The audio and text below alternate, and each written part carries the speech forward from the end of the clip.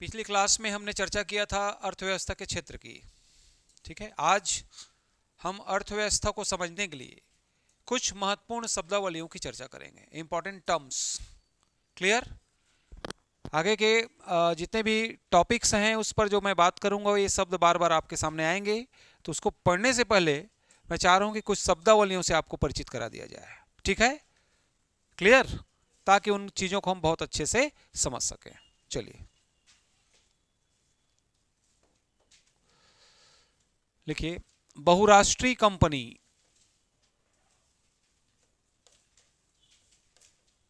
बहुराष्ट्रीय company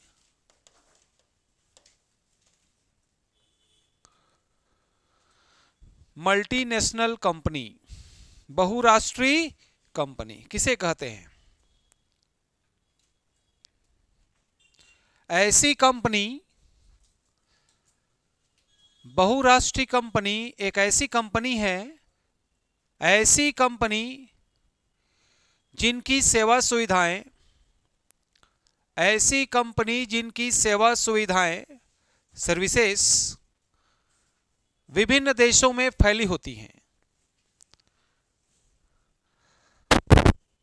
Those companies who expand their services to abroad is called multinational company. ऐसी company जिसकी सेवा सुविधाएं एक देश से दूसरे देश में फैली होती हैं, ठीक है, और जो एक देश से दूसरे देश में व्यापार करती हैं, ठीक है, उसको मल्टीनेशनल कंपनी कह सकते हैं आप। चीजें उस शब्द में क्लियर हैं? मल्टीनेशनल कंपनी मतलब जैसे मान लो एलजी कंपनी है। कौन सी कंपनी? भारत में एलजी का प्लांट खुला, मैन्युफैक्चरिंग हुआ है तो दक्षिण कोरिया की, है ना? तो इस प्रकार की कंपनी को क्या कहेंगे? बहुराष्ट्रीय मल्टीनेशनल कंपनी। मान लो जो रिलायंस है, रिलायंस अगर इंडिया में है और मान लो फॉरेन में भी कहीं अगर इसका यूनिट है तो मल्टीनेशनल कंपनी हो जाएगा। जिसकी शाखाएं कई देशों में होती हैं, जो एक देश से दूसरे देश में भी अपनी सर्विसेज प्रदान करती हैं, उसको मल्टीनेशनल कंपनी कहते हैं। क्लियर? क्लियर? दूसरा है limited company. Limited, limited company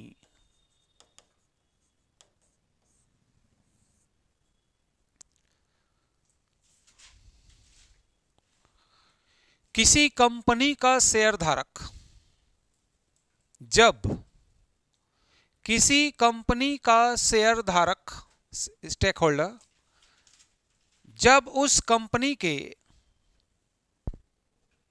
किसी कंपनी का शेयरधारक जब उस कंपनी के, किसी कंपनी का शेयरधारक जब उस कंपनी के एक निश्चित धारिता तक, एक निश्चित हिस्से तक, हिस्से माने धारिता, धारिता तक अधिकार रखता हो, निश्चित धारिता तक अधिकार रखता हो, उसे लिमिटेड कंपनी कहते हैं। किसी कंपनी का शेयरधारक जब उस कंपनी के एक निश्चित हिस्से या धारिता तक अधिकार रखता हो तो उसे लिमिटेड कंपनी कहते हैं। मान लीजिए कोई कंपनी है, उसमें कोई 5% का शेयर है, कोई 10% का है, तो उस प्रकार की कंपनी कैसी होगी? लिमिटेड कंपनी होगी, जो पंजीबद्ध होगी। क्लियर? लिमिटेड कंपनी के बहुत सारे कंडीशंस हैं, आप लॉ में पढ़ते हो, तो इसमें आपको यही समझना है, जब किसी कंपनी में आप एक डेफिनिट स्टेक होल्डर बनोगे आप, तो उसको लिमिटेड कंपनी के रूप में जाना जाएगा। Is that clear? इसके बाद देखो, मुद्रा। मुद्रा मनी या करेंसी। मुद्रा क्या है यह भी सुनने को मिलेगा। मुद्रा क्या है? वस्तु विनिमय का माध्यम। वस्तु विनिमय, विनिमय या लेन देन, लेन देन का माध्यम। मीडियम ऑफ एक्सचेंज क्या कहलाता है? करेंसी कहलाता है।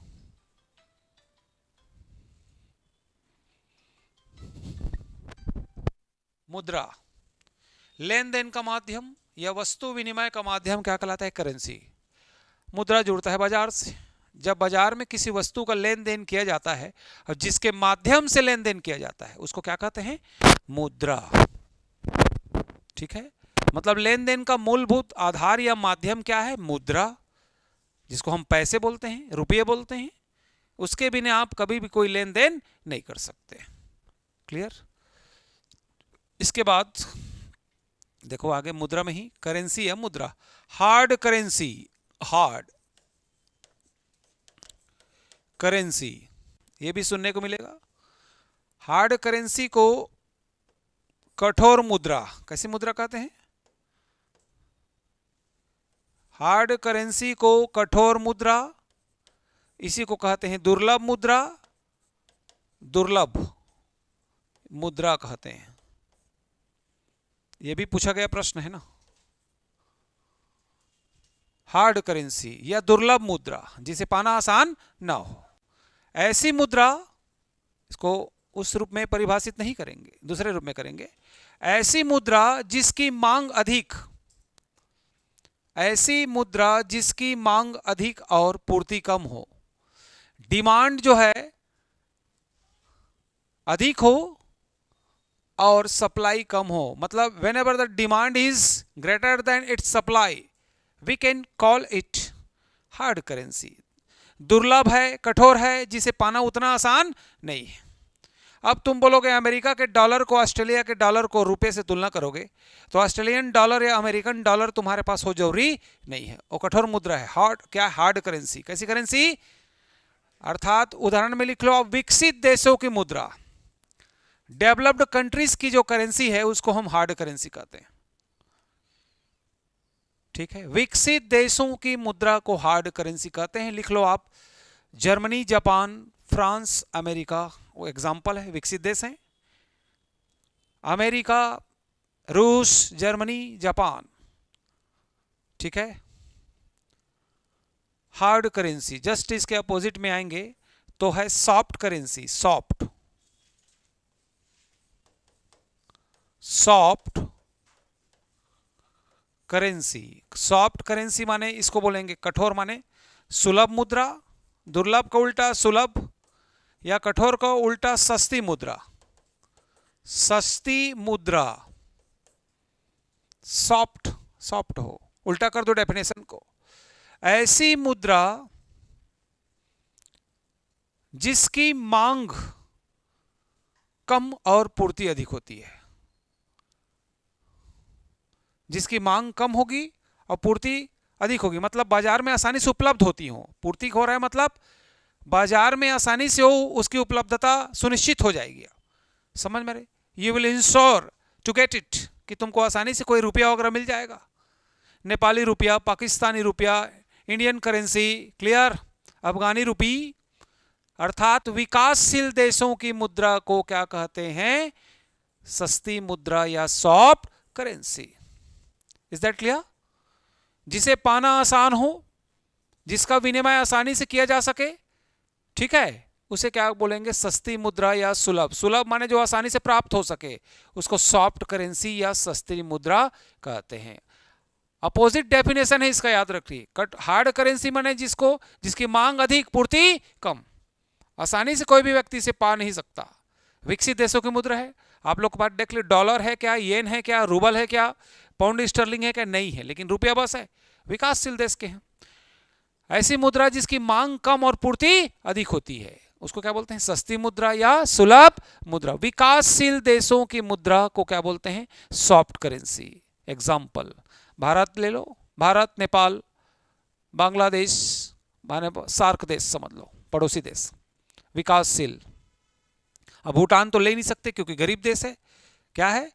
कोई भी पा सकता है, वो भी आएगा। पिछड़ा देश और विकासशील देश को, डेवलपिंग को अपन ले सकते हैं इसमें। भूटान का नगुल्ट्रम जो है, नगुल्ट्रम जो करेंसी है, उसको कोई भी आसानी से प्राप्त कर सकता है, उसमें कोई ज़्यादा मेहनत करने की जरूरत नहीं है। Is that clear? Clear? Hard currency, soft currency. उसके बाद देखो, hot money, hot hot money. समझ में आ रही कि नहीं? ये भी सुनोगे आप, हॉट मनी शब्द अलग है। ऐसी मुद्रा जिसमें शीघ्र लाभ की संभावना देखकर, ऐसी मुद्रा जिसमें शीघ्र लाभ की संभावना देखकर, ऐसी मुद्रा जिसमें शीघ्र लाभ की संभावना देखकर तीव्र गति से पलायन करने की प्रवृत्ति पाई जाती है, पाई जाती है, उसे हॉट मनी कहते हैं। हॉट मनी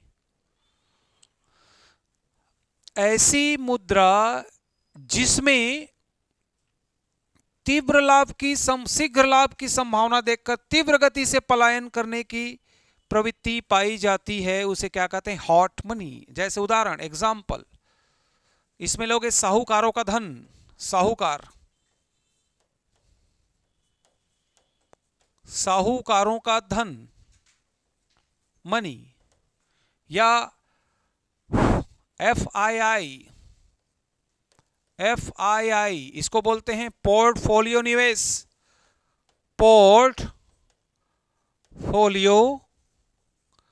पोर्टफोलियो निवेश। अब इसको समझो, FII को, फॉरेन इनडायरेक्ट इन्वेस्टमेंट को क्या बोलते हैं? पोर्टफोलियो निवेश। क्या बोलते हैं? अब इसको समझा रहा हूं थोड़ा सा, निवेश पढ़ेंगे अलग से। आपको पता है कि कोई भी साहूकार या एंटरप्रेन्योर, उद्यमी, अपना पैसा कहां लगाना पसंद करेगा? जहां पर उसको अधिक लाभ हो। तो अपना पैसा क्या करेगा? एक स्थान से दूसरे स्थान से निकालेगा। शेयर मार्केट ही ले लो ना, शेयर मार्केट में सूचीबद्ध कोई भी कंपनी से आप लिस्टेड हो, मान लो आपको पता चला कि इसका शेयर डाउन जाने वाला है, इसका अप होने वाला है। समझ में आ रही है कि नहीं? ये बूम की स्थिति में है, ये जो है नीचे रिसेशन की स्थिति में जा रहा है। ठीक है, बुल्स बियर्स जिसको बोलते हैं, तेजड़िया मंदड़िया। ठीक, तो आप क्या करोगे? अपना शेयर वहां से हटा के दूसरे में लगाओगे। तो वही तो साहूकारों का धन है। कोई भी साहूकार या बनिया अपना पैसा कहां लगाना चाहे? जहां उसको 2 पैसा ज्यादा लाभ मिले। क्लियर? तो विदेश में निवासरत कोई भी कंपनी का मालिक दूसरे विदेश के फैक्ट्री में, उसी फैक्ट्री में पैसा लगाएगा जिसमें उसको ज्यादा लाभ मिले, वहीं पर रहते। जैसे हम लोग यहां पर फॉरेन की कोई भी कंपनी में पैसा लगा रहे हैं, मान लो, ठीक है, तो हम क्या बन जाएंगे? हमारा पैसा कैसा हो जाएगा? कौन सा पैसा है ये? Hot money. कौन सा पैसा?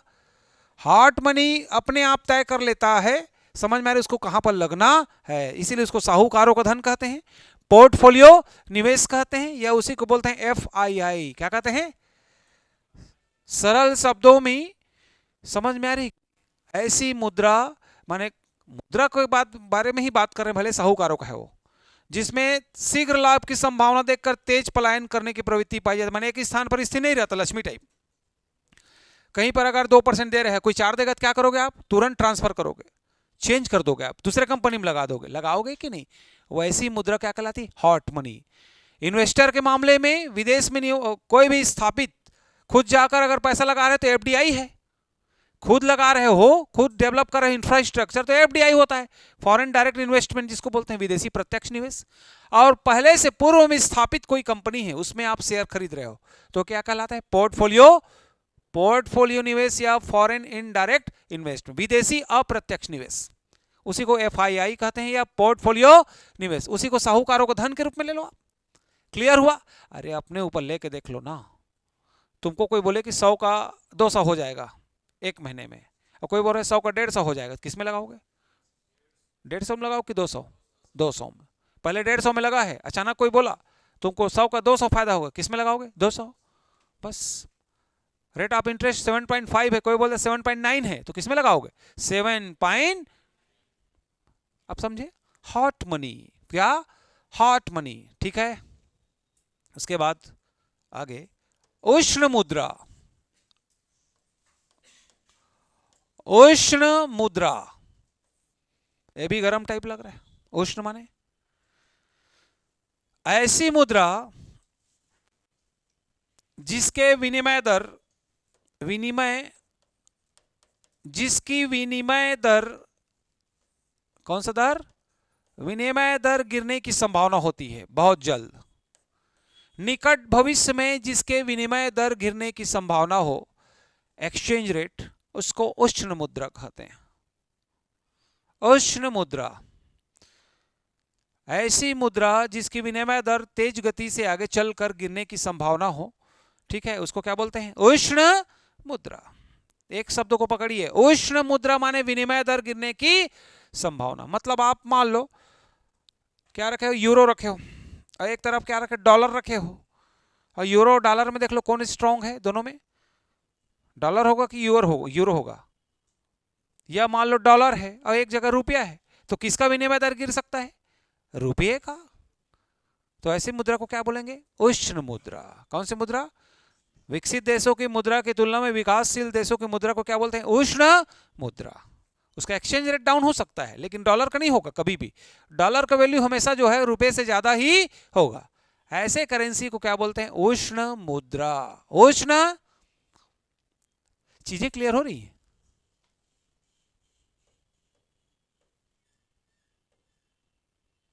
पहला मैंने कहा बहुराष्ट्रीय कंपनी। क्या बोला?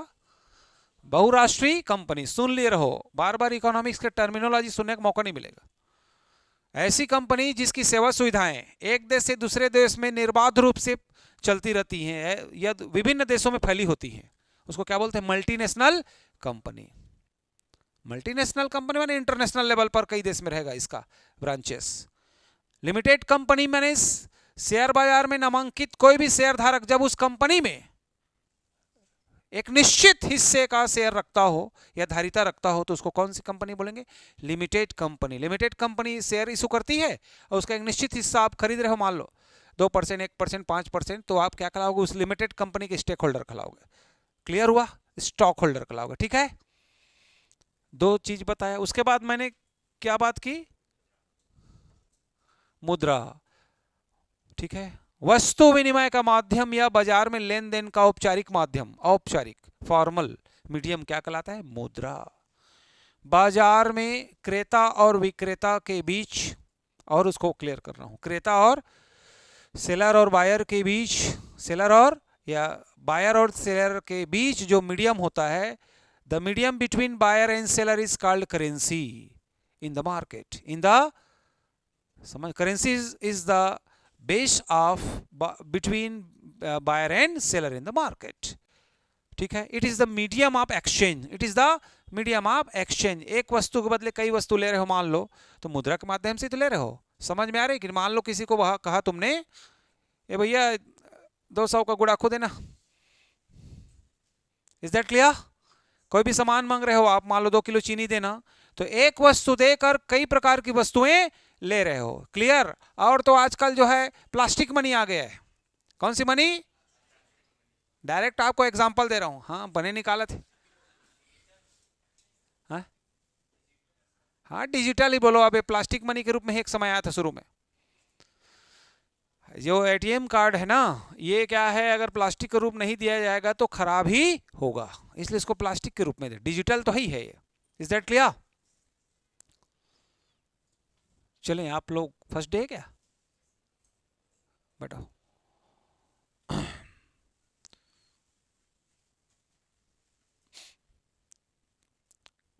चलें आगे। हम बात कर रहे हैं कुछ टर्म्स के। We are talking about some specific term related to the refers to the economics, Indian economy. Clear? मैं मुद्रा की बात कर रहा था। मुद्रा सुने होगे, करेंसी सुने हो, तुम्हारी भाषा में पैसा, रुपया। बाजार में वस्तु विनिमय या लेन देन का माध्यम क्या कहलाता है भाई? मुद्रा। जब कभी भी कोई चीज आप खरीदते हो तो किसके माध्यम से खरीदते हो? रुपया, पैसा या करेंसी या मुद्रा। तो मुद्रा वह माध्यम है जो बाजार में लेन देन का माध्यम होता है। यह क्रेता और विक्रेता के बीच का मुख्य माध्यम क्या कहलाता है? मुद्रा। बिना मुद्रा के या मुद्रा के अभाव के लेन देन की प्रक्रिया संपन्न नहीं हो सकती। तो मैं वस्तु विनिमय बोल रहा था, एक वस्तु देकर अनेक वस्तु ले लेना, वही क्या कहलाता है? मुद्रा। यही तो मुद्रा है, करेंसी, जिसको भारत सरकार ने क्या किया है? प्रूव्ड कर दिया है कि ये 200 रुपए का नोट है। मैं वचन देता हूं धारक को, मैं धारक माने पांडे सर को वचन देता हूं कि ये 200 रुपए के बराबर मान्यता प्राप्त है, 201 नहीं, 199 नहीं। Is that clear? ठीक है, इसलिए मान्यता प्राप्त है करके चुपचाप धर लेते हैं। नहीं तो ये ले धर राजन। एम आई राइट? इकोनॉमिक्स में कभी सोचे थे कि एंजॉय करोगे? ठीक है, तनाव लेने के लिए कुछ करने की जरूरत नहीं पड़ती, एंजॉय करने के लिए बहुत कुछ करना पड़ता है। जैसे कहते हैं ना कि अच्छी आदतों का विकास किया जाता है, बुरी आदतें स्वयं पड़ जाती हैं, लत जिसको बोलते हो। सेकंड लगेगा आपको लाइन लेन से बाहर होने में, और बने रहने में बहुत टाइम लगता है। एम आई राइट? क्लियर हो रहा है? आगे बढ़े। मुद्रा लेन देन का औपचारिक माध्यम है। वस्तु विनिमय का माध्यम क्या कहलाता है? मुद्रा, करेंसी। ठीक है, उसके बाद आए हार्ड करेंसी। कौन सी करेंसी?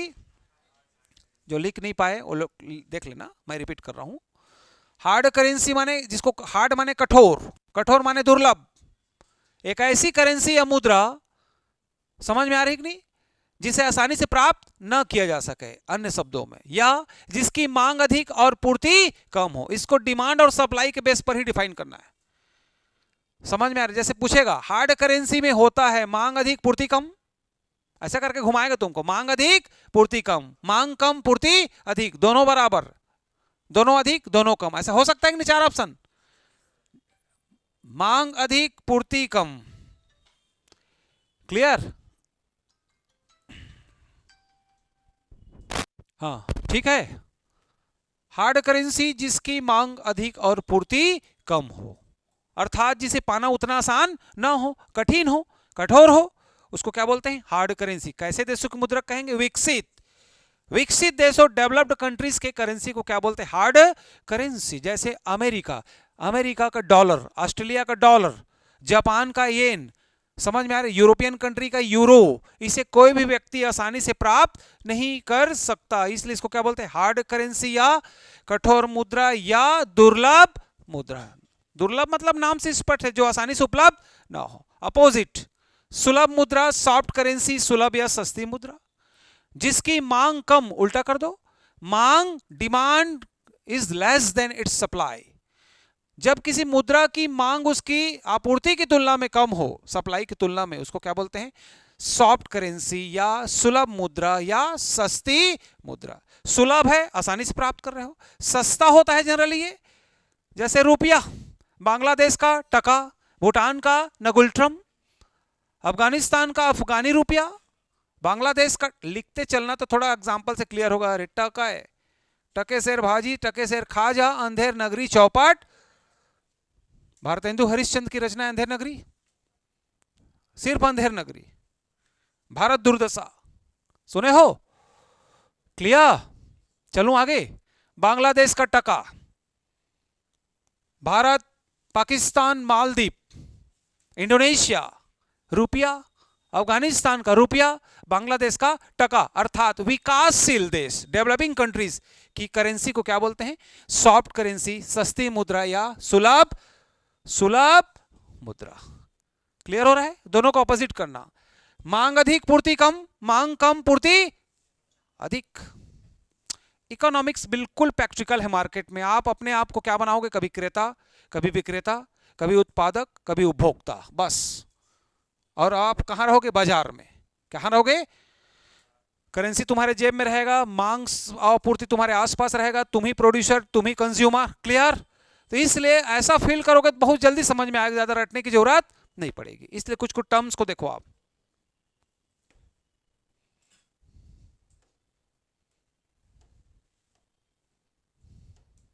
इतने तक हुआ था क्या? नहीं, हॉट मनी भी हो ना।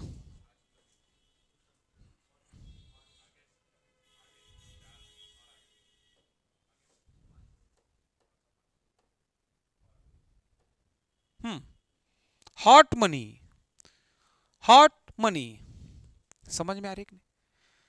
क्लियर? कई लोग को बोल देते हैं बहुत हॉट है ये, बोलते हैं बहुत बातों बातों में। कोई भी हॉट होगा ना तो एक स्थान पर नहीं रह सकता, हो गर्म होगा तो।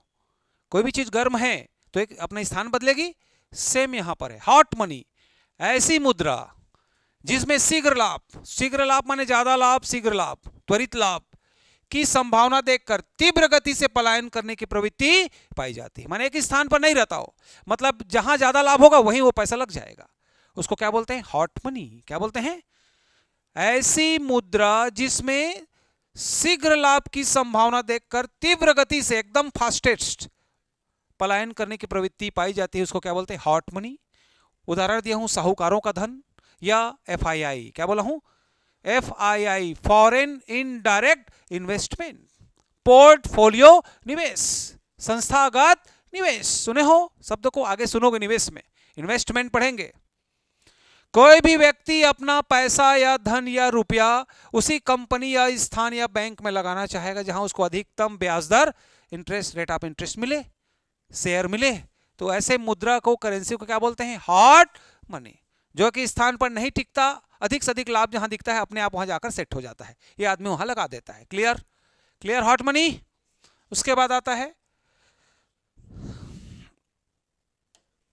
उष्ण मुद्रा। यहीं पर थे उष्ण मुद्रा। हॉट और उष्ण दोनों एक जैसे लग रहे हैं, वो भी गर्म ये भी गर्म। हॉट को गर्म मुद्रा कहां बोले? सिर्फ हॉट मनी बोले। उष्ण मुद्रा कौन सी मुद्रा? ऐसी मुद्रा, लिख लेना, ऐसी मुद्रा, द करेंसी, क्लियर, जिसकी विनिमय दर, एक्सचेंज रेट, निकट भविष्य में, कहां? नियर फ्यूचर, जिसका विनिमय दर, एक्सचेंज रेट गिरने की संभावना होती है, डाउन होने की संभावना रहती है, जिसको आप मंदड़िया बोल सकते हो। क्या बोल सकते हो? Bears, bulls and. भाई शेयर में मान लो लगाए हो आप और तुमको पता है कि इसका रेट डाउन होने वाला है, ऐसा कोई बता देगा, मान लो जोबर्स। जोबर्स समझते हो? जोबर्स आगे पढ़ेंगे। शेयर बाजार को जो सुदृढ़ करता है, स्ट्रांग करता है लेन देन के माध्यम से बीच में, कि इस शेयर को ले लो, इसको बेच दो, इसको ले लो, तो ऐसे व्यक्ति को क्या बोलते हैं? जोबर्स। और जो बीच में दलाली करता है उसको ब्रोकर, और जो ब्रोकर दलाली करने के बदले जो पैसा लेता है ब्रोकरेज। क्या बोलते हैं? दलाली। शुद्ध हिंदी में कितना बढ़िया शब्द है हिंदी में, दलाल आदमी है, ऐसा बोल के देखना। क्या करता है लड़का? कुछ नहीं करता, दलाल है, दलाल। और इंग्लिश में देना, ब्रोकर है, ब्रोकर, स्टॉक ब्रोकर। दादरे मैं तर गई रे। ब्रोकर क्लास 1 ऐसा जोड़ देना। और स्टॉक मार्केट साधारण नहीं है, स्टॉक एक्सचेंज न्यूयॉर्क का है, वो डाउ जोन्स में है। कहां है? ब्रोकर फ्रॉम डिजोन्स, न्यूयॉर्क, ऐसा लिख दिए निमंत्रण कार्ड में था तो और गए। और ब्रोकर काला कहते भैया, थोड़ा नोनील देता हूं तो बता। अरे वो दलाल है, दलाल, शेयर बाजार दलाल। इतना निगेटिव वर्ड्स है, लेकिन टेक्निकली शेयर मार्केट में उसको दलाल, इसलिए दलाल स्ट्रीट मुंबई में है। कहां है? एक ऐसा स्ट्रीट या गली जहां पर केवल दलाल लोग ही घूमते हैं, इसको ले लो, इसको बेच दो, इसको ले लो, यही।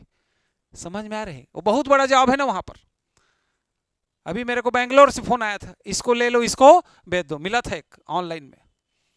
आप बहुत घाटे में चल रहे हो, कहा था, जबकि मैं डीमैट अकाउंट खुलवाया ही नहीं हूं। सर आपके नाम से डीमैट अकाउंट है, मैं देखा हूं बहुत लॉस में, मैं आपको बताऊंगा कि कैसे अधिक से अधिक लाभ कमाए। मैं एकदम काम में बिजी हूं ना, उसको सुना मैं बोला रखता हूं, आपको बताता हूं। मैंने प्रैक्टिकली बता रहा हूं, ऐसे लोग काम करते रहते हैं ऑल इंडिया नंबर लेके, कोई ना कोई 10 में से एक तो उसमें आ जाता है गिरफ्त में। एम आई राइट? भाई अकाउंट खुलवाने टाइप। चलिए, उष्ण मुद्रा क्लियर हुआ। ऐसी मुद्रा जिसकी विनिमय दर निकट भविष्य में गिरने की संभावना होती है। जैसे मान लो शेयर मार्केट में कोई शेयर लगाया हो, अगर गिरने की संभावना हो तो क्या करते हैं? उसको बेच देता है आदमी या होल्ड करता है। क्लियर? तो ऐसी मुद्रा को क्या कहेंगे? उष्ण मुद्रा। मान लीजिए रुपया और डॉलर, आपने डॉलर में पैसा लगाया है या रुपये में लगाया है, तो किसकी कीमत गिर सकती है? रुपये वाले की, इसलिए डॉलर में लगाएगा। डॉलर और मान लो पाउंड स्टर्लिंग, दोनों में ज्यादा स्ट्रांग मान लो पाउंड स्टर्लिंग है ब्रिटेन का, तो आदमी क्या खरीदेगा? Pound sterling. मान लो आपने यूरो लगाया है और एक तरफ टका में लगाया है, तो दोनों में से किसको चुनोगे अंतिम में? यूरो। समझे? जो मजबूत हार्ड करेंसी है उसी की ओर आदमी जाएगा। ऐसी मुद्रा को ही क्या बोलते हैं? उष्ण। लेकिन जिसकी विनिमय दर गिरने की संभावना है उसको उष्ण मुद्रा बोलते हैं ना। तो ऐसे मामलों में विकासशील देशों की मुद्रा, पिछड़े देशों की मुद्रा क्यों क्या बोलेंगे? उष्ण मुद्रा। Is that clear? हम क्या देख रहे हैं, कुछ विशेष टर्मिनोलॉजी जो अर्थशास्त्र को समझने में आपके सहायक होंगे, क्योंकि आगे के पूरे टॉपिक में इन शब्दों का प्रयोग मैं करूंगा, तो डबल होगा तभी समझ में आएगा, डायरेक्ट हिट नहीं करेगा। अब उसके बाद मुद्रा के बाद विमुद्रीकरण, डीमोनेटाइजेशन सुने होगी, ये तो बहुत चला। विमुद्रीकरण, डीमोनेटाइज या डीमोनेटाइजेशन, ये मैं डिटेल पढ़ाऊंगा आपको। विमुद्रीकरण के लाभ हानि क्या है, ये क्या है, इसकी विशेषता क्या है, डिटेल पढ़ेंगे। पहले है क्या है तो पढ़ो, समझ में आ रही। लिखो, काले धन के प्रसार को रोकने के लिए, ब्लैक मनी के एक्सपेंशन को रोकने के लिए, काले धन के प्रसार को रोकने के लिए जब किसी देश की सरकार, काले धन के प्रसार को रोकने के लिए जब किसी देश की सरकार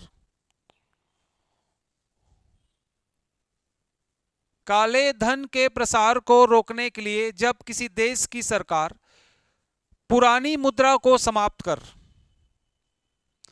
ओल्ड करेंसी को कैंसिल कर, पुरानी मुद्रा को समाप्त कर उसके स्थान पर नई मुद्रा जारी करती है, नई मुद्रा, न्यू करेंसी अप्लाई करती है, लॉन्च करती समझ लो, तो उस करेंसी को, उस स्थिति को बोलते हैं विमुद्रीकरण, डीमोनेटाइजेशन। शाब्दिक अर्थ में एक लाइन में बोलूं तो पुराने के स्थान पर नई करेंसी जारी करना। एग्जांपल लिखो, 8 नवंबर 2016, सुने होंगे, नोटबंदी सुने थे ना मोदी जी, पहली बार जब मंत्रिमंडल में आए तो मोदी जी ने नोटबंदी किया था 8 नवंबर 2016, पुरानी मुद्रा को समाप्त किया था, 2000 के नए नोट जारी किए, आज जो अंतिम स्थिति में है, 500 के नए करेंसी, 100 रुपीज देखे आप, 20 रुपए के नोट में विश्वास नहीं हो रहा था कलर में, अब थोड़ा सा विश्वास होना शुरू हुआ, क्योंकि वही लेन देन का माध्यम है, मेन वही है। कागज का कोई भी टुकड़ा डिजाइन अगर डुप्लीकेट चलता तो मैं सोचता हूं ये सब की नौबत नहीं आती। आती क्या आती? यही काम किया था किसने? मोहम्मद बिन तुगलक ने सांकेतिक मुद्रा का प्रचलन किया था। तांबे का सिक्का चलवाया, उसका मूल्य किसके बराबर रख दिया? चांदी के। लोगों ने अपने अपने घरों में क्या कर दिया? टकसाल खोल दिया। क्या खोल दिया? और इस प्रकार विश्व बाजार में चांदी की कमी हो गई, इसलिए उसका सांकेतिक मुद्रा का जो प्रचलन है वो फेल हो गया। समझ में आ रहे है कि नहीं? आपको बोले सरकार की 10 रुपए है और चलेगा 100 के बराबर, किसके बराबर? तो बढ़िया पुर गए हम लोग, सब लोग 10 रुपए का कलेक्शन करेंगे 100 को छोड़कर, तो मार्केट में किसकी कमी होगी? 10 रुपए की। किसकी? और मान लो कोई बोल दे 10 रुपए, कोई भी 10 रुपए चलेगा, तुम खुद ठप्पा लगा के आओ किसी में, कोई सरकारी नहीं, तब तो गए।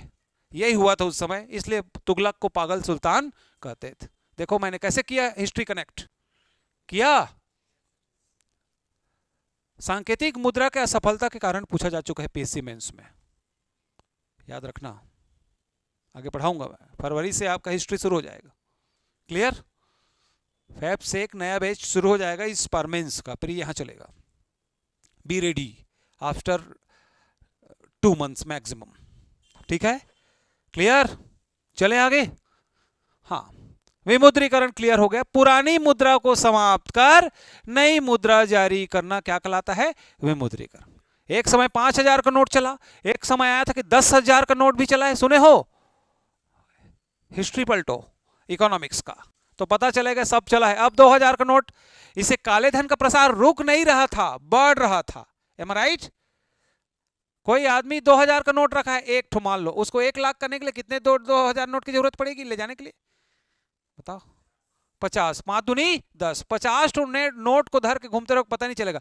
और इसी प्रकार तुम 10 लाख को ऐसी बैग में लहराते हुए निकल जाओगे। क्या करे से? दूठी पुस्तक तो ले हो बस, वो गड्डी पड़ा रहेगा। 10 लाख, 1 करोड़ को कोई एक छोटे से सूटकेस में ऐसे ढुलाते ले जाते रहेगा। कहाँ जा रहे हैं? तो ये कोटा डबरी जाते रहे। तो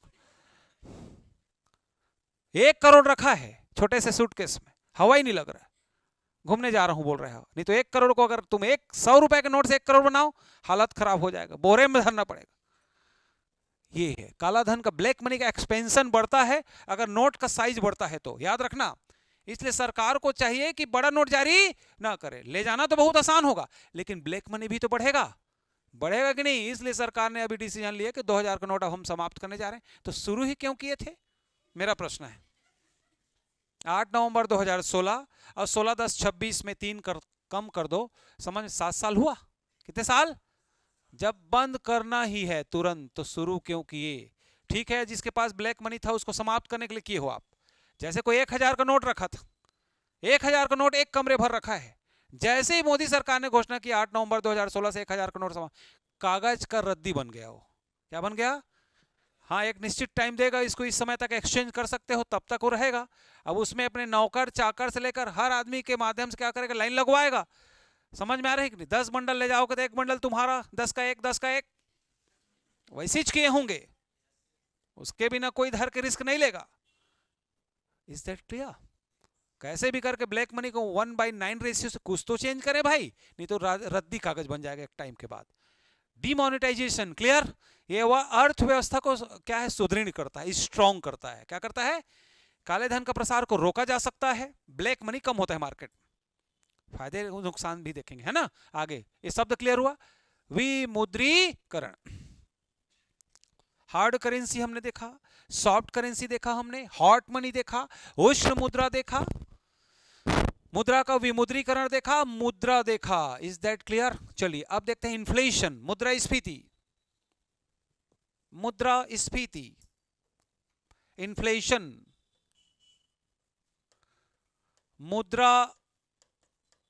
मुद्रास्फीति, इन्फ्लेशन। स्फीति का शाब्दिक अर्थ होता है प्रसार होना। प्रसार होना, प्रसार होना का शाब्दिक अर्थ होता है फैलना। फैलना मतलब कम मुद्रा की जगह ज्यादा मुद्रा का लगना। ये देखो फैल गया, कम की जगह ज्यादा का लगना, यही मुद्रास्फीति है। अब जब कम की जगह ज्यादा का लग रहा है तो निश्चित रूप से जब कम की स्थान पर ज्यादा कोई चीज लग रहा है तो निश्चित रूप से इसका मतलब क्या हुआ? महंगाई। क्या हुआ? क्या हुआ? कम की जगह मान लीजिए कोई चीज 3 रुपए में आ रहा है, कितने रुपए में? अब उसके जगह आपको कितना पैसा देना पड़ रहा है? 6।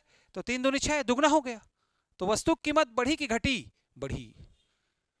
मुद्रा की कीमत घटी कि बढ़ी? घटी। तो क्लियर हुआ ना? मुद्रास्फीति का शाब्दिक अर्थ है, लिख लो शाब्दिक अर्थ। इसमें होता क्या है? मुद्रा की कीमत घटती है, लेस होती है, और वस्तु की कीमत, किसकी कीमत?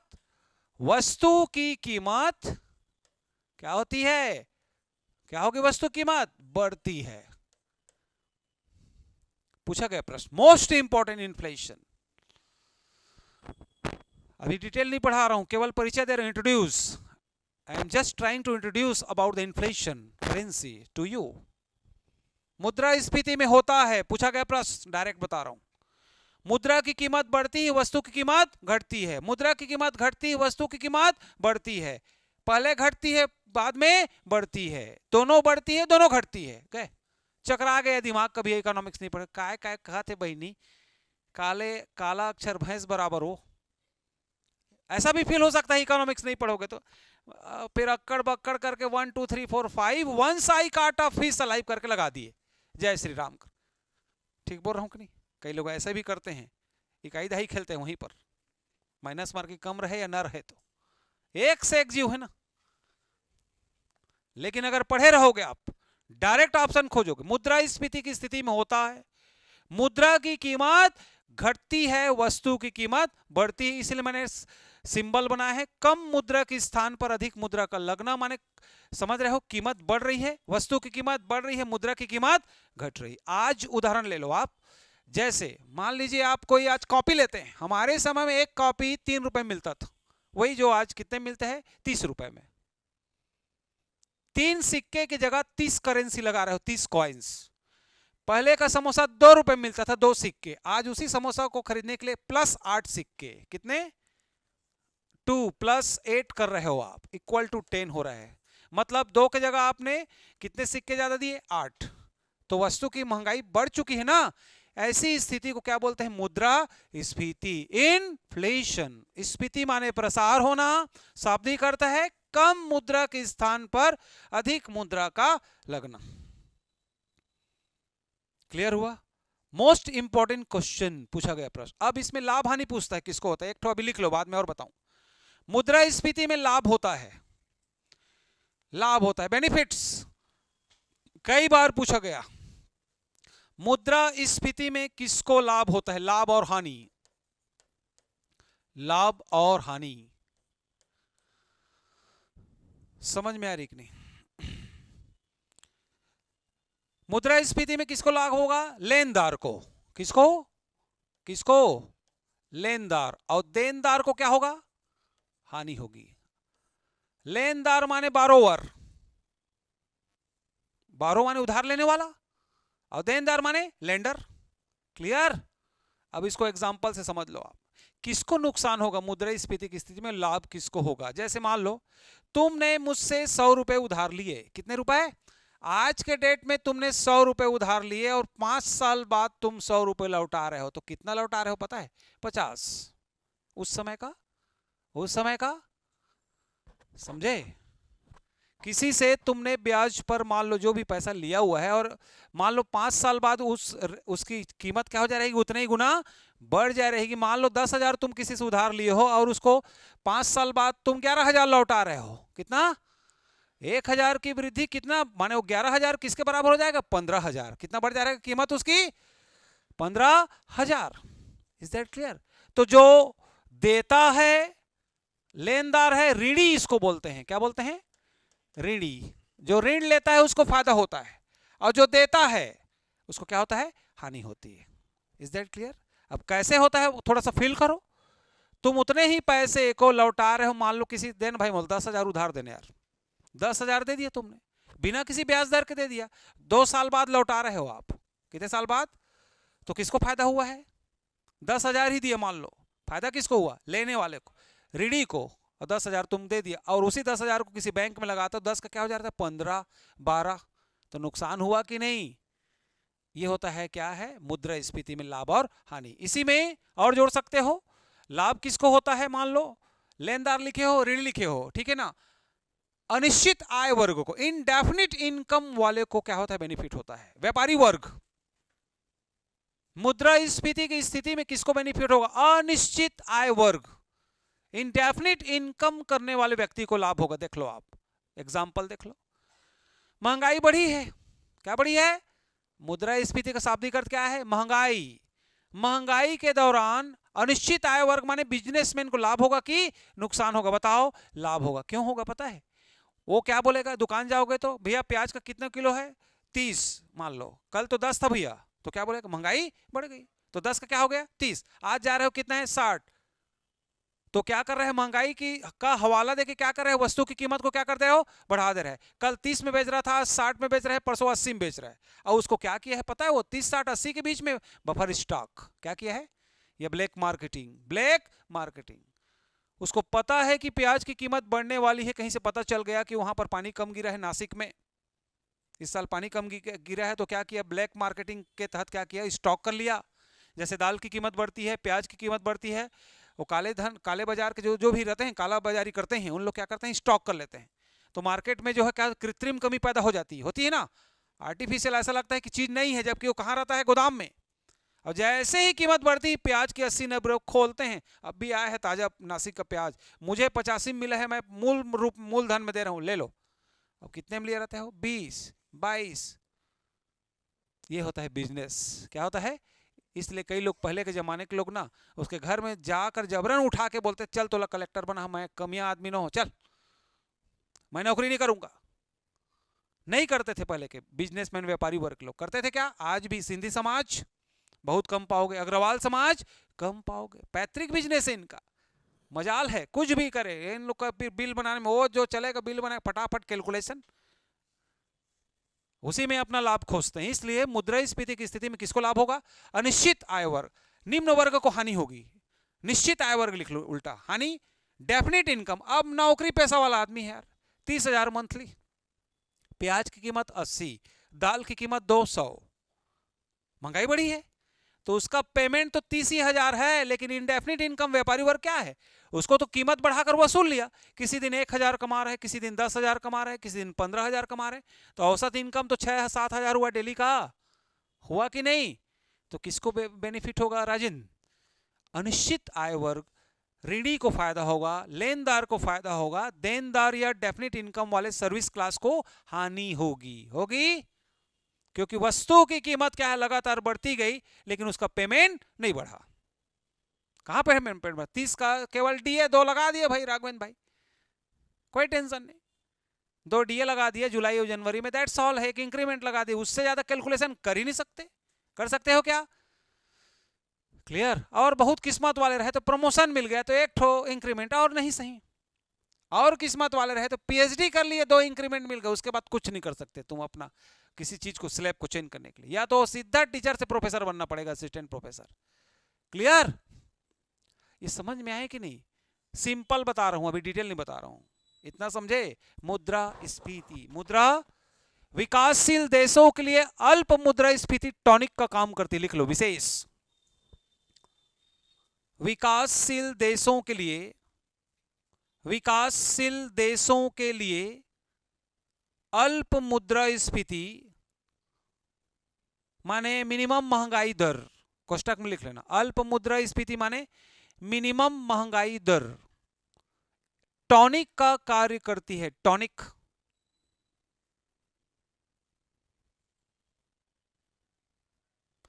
विकासशील देशों के लिए अल्प मुद्रास्फीति किसका कार्य करती है? टॉनिक। समझना बात को, मतलब बाजार के अस्तित्व के लिए मिनिमम महंगाई दर का होना बहुत जरूरी है, नहीं तो कैसे भैया पताल कैसे दिए? 2 के 10 कद का। मैं बात कर रहा हूं लुड़ेल जसपुर की। कहां की? अभी ठंड आ रहा है, फरवरी, कितना किलो भैया? 2 रुपए किलो, और कुछ समय बाद 1 रुपए, और कुछ समय बाद जाओगे फोकट में ले जाता है। बोलो कोई टेंशन नहीं, बिल्कुल ले जाओ तुम यहां से इसको सबको, या गाय में गाय खाने के लिए खेत में छोड़ेगा हो। मिनिमम महंगाई दर जब तक किसी चीज की बनी नहीं हुई है तो उसको तो लॉस होगा ना, प्रोड्यूसर को, उत्पादक को होगा ना। इसलिए बाजार में मिनिमम महंगाई दर बने रहना बहुत जरूरी है, जिसको क्या बोल रहे हैं? अल्प मुद्रास्फीति। एक मिनिमम महंगाई होना बहुत जरूरी, नहीं तो वस्तु की कीमत पूरी घट जाएगी तो मांग तो घट जाएगी, घटेगी कि नहीं? कोई कीमत ही नहीं है। अब कीमत ही नहीं है तो कोई 2 बोरा कपड़ा ले जाएगा, कोई 3 बोरा, छोड़ ना यार, कबू भी ले जाओ, छोड़। और ब्रांडेड जीन्स मिला 2 के साथ 2 फ्री, आइए आइए 2 के साथ 2 फ्री, 3,000 का लीजिए 6,000 के बराबर की। कितना बड़ा बिजनेस पॉइंट लगाते हैं। उसका मुख्य उद्देश्य है 6,000 का सेलिंग करना, और दे क्या रहे? 2,000 का 3 का 2 का 4 दे रहा है, लेकिन उद्देश्य क्या है? 4 ठो सेलिंग करना, 6,000 इन्वेस्ट करवाना। याद रखना, हम लोग क्या है, मस्त 2 के 4 देते, आज तो लेबेज करिए कुछ हो जाए। कैसे जी? लेबेदन नहीं बता, क्या करेगा स्वामी बेचारा? ले ले भाई, अब जाना थे। Is that clear? तो प्रैक्टिकल है बिल्कुल इकोनॉमिक्स, समझे? इसलिए ज्यादा ना, 2 ब्लेजर लीजिए 4 पाइए, 2 के साथ 2 फ्री, 1 के साथ 1 फ्री। अच्छा, तुम्हारा पैसा भी तो लग रहा है 2 का, लग रहा है कि नहीं? जब 1 में काम चल सकता था तो 2 क्यों लिए? और जब 2 में चल रहा है तो जबरन 4 को पहनोगे क्या? रखाए रहेगा घर में जाके, कोई मतलब नहीं होता। इसलिए इकोनॉमिक्स पढ़ने के बाद तुम्हारी सोच भी बदल सकती है। और डेप्रिसिएशन जब पढ़ाऊंगा तो तुम किसी को साइकिल घोड़ा गाड़ी मंगनी में देना बंद कर दोगे। देने यार थोकन जम्मू कश्मीर जा रहे तो स्कूटी देवे का 85,000 की स्कूटी जब वो जम्मू से वापस लौटेगा ना तो 25 का रहेगा। अमूल्य सारे पार्ट्स घिस चुके होंगे, बढ़िया धो पहुंच के दे देगा तुमको सर्विसिंग सेंटर। एले धर ओला थोड़े पता है, सारे एक्सेल पार्ट्स गियर सब घिस चुके हैं। इसलिए अच्छा हो गया बता दे सर, कल दे रहे हैं, अब नहीं दो आज के बाद। गांधी चौक से नेहरू चौक तक ठीक है, लेकिन कोई जांजगीर से मान लो सूरजपुर जाऊंगा देना भाई, बोलेगा अब नहीं दोगे, क्योंकि मैंने तुमको ज्ञान करा दिया अवमूल्यन का, डेप्रिसिएशन, मूल्यह्रास। इंसान का भी मूल्यह्रास होता है। कल तुम 15 के थे, आज 20 के हो, कल 22 के हो, पहले जैसा वो स्टेमिना और नया पन्नी रहेगा, रहता है क्या? Is that clear? तो मूल्यह्रास को बहुत अच्छे से जान लो, समझ गए क्या करना है? देख लेना तुम संबंधों के आधार पर ना, पता चल रहा है मूल्यह्रास समझा के अच्छा काम करी। चलिए, ये थोड़ा सा मुद्रास्फीति हुआ, अल्प टॉनिक का काम करती है अल्प मुद्रास्फीति। क्लियर हुआ? क्लियर हुआ? उसके बाद इंसिडेंस ऑफ टैक्स थोड़ा देखते हैं। अभी मुद्रा अपस्फीति रिसेशन वगैरह को बाद में, जो मैं जिस क्रम में चल रहा हूं देखो अभी, ठीक है।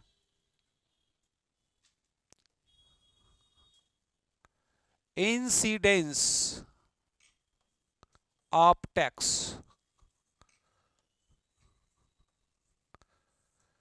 कराघात सुने हो क्या? कराघात हिंदी में शॉर्टकट हो गए एक बार में, कराघात। अब इसको देखो, इंसिडेंस ऑफ टैक्स,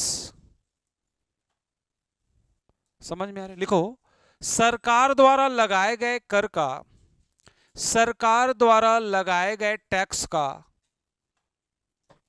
गवर्नमेंट द्वारा लगाए गए कर का प्रथम भार, पहला भार जिस व्यक्ति पर सबसे पहले पड़ता है। सरकार द्वारा लगाए गए कर का प्रथम भार या पहला भार जिस व्यक्ति पर पहली बार पड़ता है, उस स्थिति को कराघात कहते हैं। कराघात, सरकार द्वारा लगाए गए टैक्स का प्रथम भार जिस व्यक्ति पर पहले पड़ता है, पहले फर्स्टली, उसे कराघात कहते हैं। इस स्थिति में वह व्यक्ति कर को, टैक्स को, इस स्थिति में व्यक्ति कर को दूसरे व्यक्ति के ऊपर, दूसरे व्यक्ति के ऊपर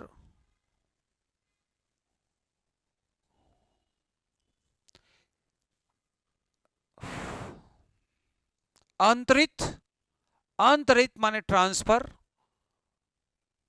कर सकता है कि नहीं? नहीं कर सकता, नहीं कर सकता। उदाहरण से क्लियर हो जाएगा। इस स्थिति में व्यक्ति उस कर के भार को या कर का ट्रांसफर, जिसको थोपना बोल रहा हूं, अंतरित करना, दूसरे के ऊपर नहीं कर सकता, उसे कहते हैं कराघात। क्या कहते हैं? कराघात। उदाहरण लिखो, डायरेक्ट टैक्स, प्रत्यक्ष कर, उसी के लिख सकते हो आप। प्रत्यक्ष कर में एग्जांपल लिखो, डायरेक्ट टैक्स में आयकर, आय, आयकर, इनकम टैक्स, निगम कर, निगम, कारपोरेट टैक्स, निगम कर, संपत्ति कर, संपत्ति, estate duty, estate, income tax, आयकर, निगम कर माने कारपोरेट टैक्स, अभी सबको क्लियर करूंगा। और तीसरा बोला हूं संपत्ति कर, एस्टेट, एस्टेट ड्यूटी, एसेट्स की ड्यूटी समझ लो, क्लियर? संपत्ति कर। अब मैं इसको उदाहरण से समझो। इनकम टैक्स में क्या होता है? जिसके ऊपर लगता है वही पटाता है ना, तो वही तो लिखे हो हिंदी में शुद्ध में, सरकार द्वारा लगाए गए कर का प्रथम भार जिसके ऊपर लगाए और वही पटाए। या अन्य शब्दों में लिखो, अन्य या अन्य शब्दों में, जब कोई कर जिसके ऊपर लगाया जाए, जब कोई टैक्स जिसके ऊपर लगाया जाता है वही उसे पटाए, जब कोई टैक्स किसी व्यक्ति के ऊपर लगाया जाए और वही केवल उसे पटाए, दूसरा ना पटाए, तो क्या होगा? डायरेक्ट। क्या होगा? क्या होगा? डायरेक्ट। कराघात। क्या हुआ वो? कराघात। अभी प्रत्यक्ष कर परिभाषा में हम चेंज कर देंगे इसी को। कराघात क्लियर हुआ, इंसिडेंस ऑफ टैक्स क्लियर हुआ। प्रत्यक्ष कर इसी श्रेणी में आते हैं जिस व्यक्ति के ऊपर लगाया जाता है दूसरे के ऊपर। जैसे मान लो किसी, कभी कभी बोलचाल में सुनते हो, देखना, यह मोर ऊपर थोप दिस, जैसे कोई टैक्स बढ़ा, वो क्या कर दिया? दूसरे के ऊपर खपल दिया। खपलना, थोपना, अंतरित करना। तय देख ले यार, 5 मित्र लोग गए, मान लो मेन मित्र ने पार्टी थ्रू किया पार्टी को, ठीक है, और बिल पटाने की जब बारी आई तो कहते देख ले यार, लगाया किसके ऊपर? उसके मेन मित्र के ऊपर जिसका बर्थडे था, और बोल क्या रहे जाकर, देख लेना भाई थोड़ा सा। तो क्या हो गया? वो थोपा है। जब थोप दिया तो इनडायरेक्ट टैक्स, और नहीं थोप पाया वही पटाया तो डायरेक्ट। कराघात जिसके ऊपर हुआ है, समझ रहे हो ना, जिसके ऊपर कराघात हुआ है वही करापात करे, माने वही पटाए, तो क्या है? डायरेक्ट। क्या है? ये थोड़ा बहुत समझ में आ रही है कि नहीं? बस जब कराघात किसी एक व्यक्ति के ऊपर हो, ठीक है, और करापात दूसरे के ऊपर हो, ठीक है, तो अभी क्या लिखो लास्ट में, हाँ, जब कोई कर जिसके ऊपर लगाया जाए वही उसको पटाए, तो कौन सा कर कराघात की स्थिति है, कौन सी स्थिति है, कराघात। इंसिडेंस ऑफ टैक्स, ऐसे टैक्स में कौन से टैक्स आते हैं, डायरेक्ट टैक्स। कौन से टैक्स, प्रत्यक्ष कर, माने जिसके ऊपर लगाए वही पटाता है। देखो आयकर को देखो, इनकम टैक्स, मैं सर्वेंट हूं मान लो, मेरे ऊपर लगाएगा तो मैं तो पटाऊंगा, धारा 80C, धारा 80C फॉर्म नंबर 16 सुने हो, गवर्नमेंट जॉब में आओगे तो 2 आर्टिकल बहुत अच्छे से, 80C फॉर्म नंबर 16 हम ही लोग पटाते हैं, हम ही भरेंगे, हम ही पटाएंगे। भारी अखरता है ना लोगों को, मारे पीटे कस, अब भारी गर्व से बोलते हैं अरे हम तो सरकार को 3-3 लाख जो है टैक्स पटा रहे हैं यार, क्या बताऊं, कद का बीमा कराऊं, ये कराघात हुआ। उल्टा करो, करापात, इंपैक्ट ऑफ टैक्स, करापात, बोलिए करापात, इंपैक्ट ऑफ टैक्स, इसको बोलते हैं करापात। क्या बोलते हैं, करापात। उल्टा कर दो, पहले सरल में लिखो, जब कोई टैक्स किसी एक व्यक्ति के ऊपर लगाया जाए, जब कोई टैक्स किसी व्यक्ति के ऊपर लगाया जाए, जिसके ऊपर लगाया जाए लेकिन पटाए कोई और, ठीक, जब कोई कर किसी एक व्यक्ति के ऊपर लगाया जाता है परंतु पटाता कोई और है, इस चीज को समझना है ना एग्जाम्पल से। जब कोई टैक्स किसी एक व्यक्ति के ऊपर लगाया जाए परंतु पटाए कोई और, तो ऐसी स्थिति भी क्या है, इंपैक्ट ऑफ टैक्स, या करके लिखो। सरकार द्वारा लगाए गए कर का, सरकार द्वारा लगाए गए कर का, टैक्स का, सरकार द्वारा लगाए गए कर का अंतिम भार, अंतिम भार जिस व्यक्ति के ऊपर पड़ता है, अंतिम भार मतलब समझ लो अंतिम रूप से जो पटाता है, समझ में आया, अंतिम रूप से मतलब अभी एग्जांपल से क्लियर होगा। अंतिम भार जिस व्यक्ति के ऊपर पड़ता है उसे क्या बोलते हैं, इनडायरेक्ट टैक्स। क्या बोलते हैं, इनडायरेक्ट टैक्स, ठीक है। या लिखो, जब कराघात किसी एक व्यक्ति के ऊपर, जब कराघात किसी एक व्यक्ति के ऊपर और करापात दूसरे व्यक्ति के ऊपर हो, मतलब लगाए किसी के ऊपर और पटाए कोई और, वही तो स्थिति है, समझ रहे हो ना। जब कराघात किसी एक व्यक्ति के ऊपर और करापात किसी अन्य व्यक्ति के ऊपर हो, करापात मतलब समझ रहे हो ना, पटाए कोई और, पटाए कोई, उसे इनडायरेक्ट टैक्स कहते हैं या इंपैक्ट ऑफ टैक्स। एग्जांपल लिखो, अप्रत्यक्ष कर, अप्रत्यक्ष कर। अब इसको एग्जांपल से क्लियर हो जाएगा, देखो लिखो, उत्पाद शुल्क, उत्पाद, प्रोडक्शन टैक्स, प्रोडक्शन टैक्स, उत्पाद शुल्क, सीमा शुल्क, सीमा शुल्क, कस्टम ड्यूटी, उत्पाद शुल्क, प्रोडक्शन टैक्स, सीमा शुल्क, कस्टम ड्यूटी, सेवा शुल्क, सर्विस टैक्स। समझो, ये एग्जांपल को बस समझो। जब उत्पाद शुल्क लगता है, किसी भी वस्तु के उत्पादन बिंदु पर लगने वाले टैक्स को उत्पाद शुल्क बोलते हैं, लिखेंगे आगे। कोई भी प्रोड्यूसर है, मान लो किसी चीज को उत्पादन किया, मान लो हीरो होंडा क्या बना रहा है, बाइक बना रहा है, क्या बना रहा है, उसकी मूल कीमत मान लो 25,000 है, क्या है। अब उसमें मैं मान लो सी टैग, मान लो ड्यूटी लगता है ना, जीएसटी सीएसटी लगता है ना, जीएसटी सीएसटी जीएसटी, दुनिया भर का टैक्स लग के जब पहुंच रहा है तो 85,000, ट्रांसपोर्टिंग टैक्स, सीमा शुल्क, समझ रहे हो ना। मूल कीमत 25, 30, 35, 40 रहता है उसका, लेकिन दुनिया भर के टैक्स जुड़ के उसकी कीमत जब हमारे पास आती है तो क्या होती है, उसकी कीमत बढ़ जाती है।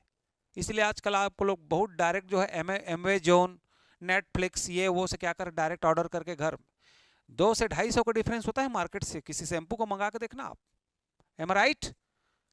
तो ये बीच में जो बिचौलिए जो थे उसके रास्ते को खत्म किया जा रहे हैं ऑनलाइन प्लेटफॉर्म के माध्यम से। अमेज़न याद रखना कोई कंपनी नहीं है, प्लेटफॉर्म है। क्या है, अमेज़न का कोई भी सामान अपना नहीं है, समझ में आ रहा है? दक्षिण अमेरिका के अमेजन नदी के नाम से पड़ा है अमेजोन, याद रखना। वो कोई भी जो है सामान की कंपनी नहीं है, उसने एक प्लेटफॉर्म खड़ा कर दिया और सारे जिसने भी कंपनी से टाई अप किया और उसको कहा कि आपके सामान को मैं बेचवाऊंगा, अंतिम तक पहुंचाऊंगा, उसका एक निश्चित हिस्सा मेरे को चाहिए। कितना जबरदस्त बिजनेस है, सोचो मैं 1 रुपया लगाए के बिना मिलेनियर और बिलेनियर बन गया। इसी को इंटरप्रेन्योर बोलते हैं, उद्यमी। क्या बोलते हैं? तो उद्यम इस एक प्रकार का ये भी होता है कि बिजनेस करने का तरीका है, बिना कोई एक सिक्का लगाया आप अरबपति बन गए। आज का कॉन्सेप्ट समझ में आ रही है कि नहीं? अभी जोमेटो, स्विगी आया है, तुमको क्या लगता है इन लोग का स्वयं का कुछ कुछ सामान बना के बेचते हैं? कुछ नहीं, कंपनी बनाया, लोगों की भर्ती कर दिया और केवल जोड़ दिया ना उनको अपने एप्लीकेशन से, जाओ सामान का ऑर्डर लो, उस घर में पहुंचा दो, उसका एक निश्चित हिस्सा तुमको मिलेगा, उसका 4 गुना हिस्सा मेरे को मिलेगा। मैंने क्या किया? केवल एप्लीकेशन बनाया। क्या किया? बुद्धि थोड़ा फिरेगा कुछ दिन में तुम्हारे, ये भाई कि मैं व्यापम की तैयारी नहीं कर रहा हूं अब। व्यापम माने 30,000 और स्विगी और जोमेटो माने 1,30,000। केवल बुद्धि लगाना है। इसमें नौकरी में जाओगे, साइन करोगे बराबर तो पेमेंट बनेगा, छुट्टी ज्यादा मारे माने गए। तो इकोनॉमिक्स आपको वह दृष्टिकोण प्रदान करता है, इकोनॉमिक्स जो आपको यह बताता है कि आपको किस रास्ते का चयन करना है और क्यों करना है। हो रहा है कि नहीं? थोड़ा दिमाग खुल रहा है ना? ठीक है, कब नौकरी लगी तो सर के ये बात मैं थोड़ा गौर करी है। ठीक सर, मैं अचानक गांव पहुंचे। कैसे राजेन, क्या कर रहे थे? कुछ नहीं सर, ये बिजनेस खोल दिया, आप जो बोले थे इंटरप्रेन्योर हूँ आज मैं। दादर पूरा फैक्ट्री खोल के बैठ। सर मेरा कोई सामान नहीं है 1 रुपये, पूरा बस ऐसा डील होता है। All the credit goes to my dear sir. क्या लेना पसंद करेंगे आप आज? ऐसा भी हो सकता है, इसलिए कभी परिस्थितियों से घबराए मत, सामना करें। क्लियर? क्लियर? नया दौर है, नई बात करें। कल अगर हारे थे तो आज नई शुरुआत करें, कोई दिक्कत नहीं है। ठीक है ना? ठीक है कि नहीं? चलें आगे। डायरेक्ट इनडायरेक्ट टैक्स समझ में आया? प्रत्यक्ष कर में देखो, आयकर जिसके ऊपर लगाया जाता है वही पटाता है, अर्थात कराघात एक व्यक्ति के ऊपर हो, ठीक है, माने कराघात और करापात एक ही व्यक्ति के ऊपर हो तो क्या है वो? Incidence of tax. Incidence of, और कराघात किसी एक व्यक्ति के ऊपर, माने लगाए किसी के और के ऊपर और पटाए कोई और। तो उत्पादक की बात बोल रहा था, उत्पादक के ऊपर मान लो कोई टैक्स लगाया तो वो क्या करेगा पता है? उसकी कीमत वस्तु में जोड़ के वसूल लेगा। तो अंतिम उसका पटाने वाला कौन है? उत्पादक है। उत्पाद शुल्क बोल रहा हूं, कौन है? ग्राहक है। अंतिम भार किसके ऊपर पड़ता है? हमारे ऊपर। कैसे भैया, कल तो गोभी 20 रुपए, अचानक 40 कैसे हो गए? अरे यार वो कंपोस्ट की कीमत बढ़ गई है, खाद वाद की, और ट्रांसपोर्टिंग भी बढ़ गया, और मेन पेट्रोल की कीमत बढ़ गई, तो 20 का क्या हो गया? 40। मान लो गाड़ी उसी का, पेट्रोल दूसरे का, तो कीमत 10 रुपए एक्स्ट्रा कमा लेगा। एम आई राइट? इसीलिए लोग उसको सुविधाएं जुटाते हैं ट्रांसपोर्टिंग की। समझ में आ रहा? उत्पाद शुल्क, सीमा शुल्क, कोई भी सामान आ रहा है, गुड्स आ रहे हैं, मान लो तुम्हारा कस्टम को पार कर रहा है, वहां पर वो जोड़ दिया, टैक्स बढ़ा दिया, इधर आके क्या करेगा दुकानदार? क्या करेगा? कस्टम ड्यूटी बढ़ाए करके उसमें 10-10, 20-20 रुपए जोड़ना शुरू कर देगा। तो और उसका सीधा सीधा भार किसके ऊपर पड़ेगा? ग्राहक के ऊपर, कंज्यूमर। किसके ऊपर? तो सीमा शुल्क को भी इनडायरेक्ट टैक्स हुआ, लेकिन अंतिम रूप से हम ही पटा रहे हैं उसको। ठीक है, लग रहा है दुकानदार के ऊपर। किसके ऊपर? माल में, उसके बाउंड्री में, लेकिन वसूल किससे रहा है? ग्राहक से, कंज्यूमर्स। सेवा शुल्क, कोई भी दुकान खोल के बैठे हो आप, दुकान खोलने का ही एक टैक्स लग रहा है भाई। आप ये कीमती सामान लिए हो, आप मान लो जो भी सामान लिए हो तो उसका टैक्स लग रहा है, लेकिन वो पटा जरूर रहे मान लो, लेकिन वसूल किससे रहे? हमसे। Is that clear? तो जब कराघात किसी एक व्यक्ति के ऊपर हो और करापात दूसरे के ऊपर, तो उसको क्या बोलते हैं? इंपैक्ट ऑफ टैक्स या इनडायरेक्ट टैक्स। अब जब कराघात, incidence of tax, impact of tax एक ही व्यक्ति के ऊपर हो, दूसरे के ऊपर खपल ना पाए, अंतरित ना कर पाए, लाद ना पाए, थोप ना पाए, तो ऐसा कर क्या कहलाता है? डायरेक्ट। खपलना, लादना, थोपना तो समझ में आया होगा छत्तीसगढ़ी में, इसलिए मैं ऐसे शब्दों को प्रयोग करूं। मोर ऊपर खपल दिस बड़का, 2 झन कह रहे हैं 10 झन खवा दिस। Is that clear? तो ये है अर्थशास्त्र। कुछ टर्म्स समझ में आए? So that's all for today. आज के लिए इतना ही, इसको पचाओ पहले। मैं तो 8:30 तक भी जा सकता था, लेकिन I have an urgent work. Clear? तो आप, आज हम चर्चा किए हैं, class will be continue since tomorrow. ठीक है, डोंट मिस इट। क्लियर? इसको मिस नहीं करना है। एक बार मिस किया आपने तो मान के चलो कनेक्टिविटी टूट जाएगी। इसलिए मैं इकोनॉमिक्स को और कॉन्सेप्ट क्लियर करने के लिए कुछ कुछ टर्म्स लिखवाना शुरू कर दिया अब, ताकि जब मैं टैक्स पढ़ाऊं, क्या पढ़ाऊं, तो जब इस चीज को मैं डिफाइन करूं, ये तो ऑलरेडी हमको समझ में आ चुके, मजा आ रहा है, will enjoy, we are enjoying, ऐसा बोलोगे आप। जब मैं करेंसी पढ़ाऊंगा तो मजा आएगा, टैक्स पढ़ाऊंगा तो मजा आएगा, कंपनी बोलूंगा तो भी मजा आएगा, इन्फ्लेशन पढ़ाऊंगा तो भी मजा आएगा ना। बस इसी और आशा विश्वास के साथ पॉजिटिव बने रहिए और हमारे चैनल को सब्सक्राइब भी कीजिए ताकि अधिक से अधिक जानकारी आपको पहुंच जाए। क्लियर? शंकरा एकेडमी के इस यूट्यूब चैनल के माध्यम से मैं आप सबका हार्दिक स्वागत करता हूं। Thank you, good night.